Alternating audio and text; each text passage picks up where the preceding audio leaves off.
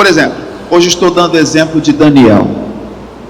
Daniel, quando chega na Babilônia, um escravo comum, claro que um escravo preparado para assistir na presença do rei, mas era um escravo, e escravo não tem direito a nada.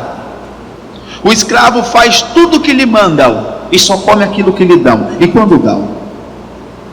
Até comentei o seguinte, que se o dono do escravo tiver juízo, ele vai dar uma comidinha melhor para ele, porque outro dia ele precisa trabalhar o dia todo.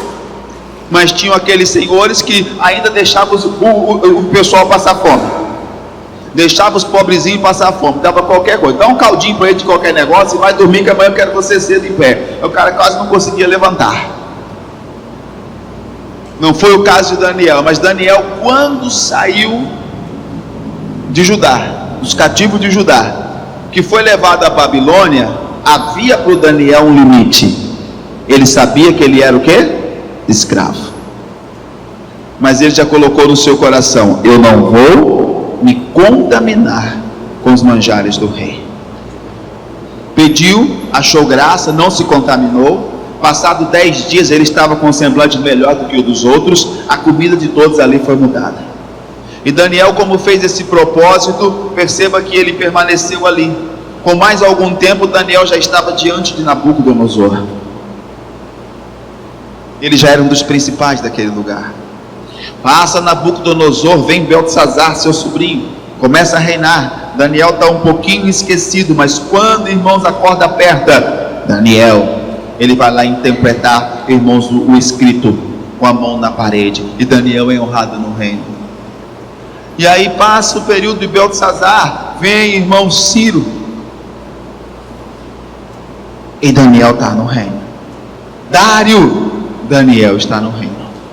Daniel chegou na Babilônia com os seus 16 a 18 anos de idade, e havia uma profecia que o cativeiro duraria quanto tempo? 70 anos. E se ele sabia que a palavra estava dizendo que duraria 70 anos, teve algo que Daniel nunca pediu a Deus nesse período, antes de completar os 70 anos, que foi o quê? Que Deus libertasse o seu povo. Ele pedia perdão pelo pecado do seu povo, ele pedia perdão pelo pecado de seus pais, ele pedia que Deus fortalecesse seu povo naquela terra, ele pedia que Deus desse ao seu povo uma proteção naquele lugar, mas não pedia que Deus o tirasse daquele lugar. Sabe por quê? Porque a palavra dizia que era 70 anos. Eu te faço uma pergunta: será que Daniel queria sair daquele lugar com seu povo logo? Sim ou não? Então durante 70 anos ele esperou para fazer essa oração. E se ele chegou com seus 16 a 18, vamos colocar que ele chegou com 18 anos de idade, passados 70 anos do cativeiro, quantos anos tinha Daniel agora? 58. Cadê seus pais? Daniel agora tinha 88 anos. 88 anos de idade, uma carcassinha. Mas estava diante do Senhor para orar pela libertação do seu povo. Dentro dos limites impostos ali por Daniel, no capítulo 5 diz a Bíblia que ele é lançado na cova dos leões. Vamos ver Daniel capítulo 5?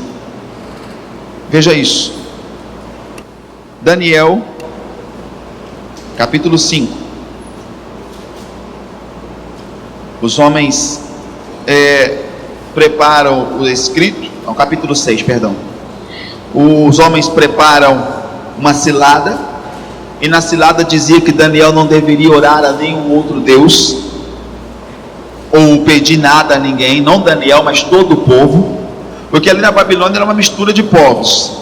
O que faziam os reis? Eles iam nas nações vizinhas, entravam e tiravam as mentes pensantes, os mais capacitados, e traziam para a Babilônia, e os ensinava na língua dos caldeus, os ensinava as suas culturas, os ensinava todas as coisas, e ali eles tinham na Babilônia os homens mais inteligentes do mundo, e que as outras nações não tinham mais as cabeças pensantes, ficavam, irmãos, à mercê do que fazia a Babilônia. Então a Babilônia tinha uma mistura de povos, adoravam vários tipos de deuses, mas esse edito foi para que ninguém adorasse a Deus nenhum. Se tivesse alguma petição, tinha que ir diretamente ao rei. O rei aceitou, selou com seu anel.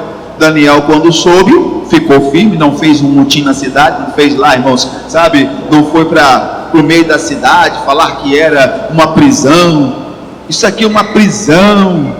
Isso aqui, sabe o que é isso aqui? É uma prisão ideológica. Isso aqui não está certo. A gente não pode fazer isso conosco. Não pode aprisionar as nossas mentes e tal. Não. O que o Daniel fez?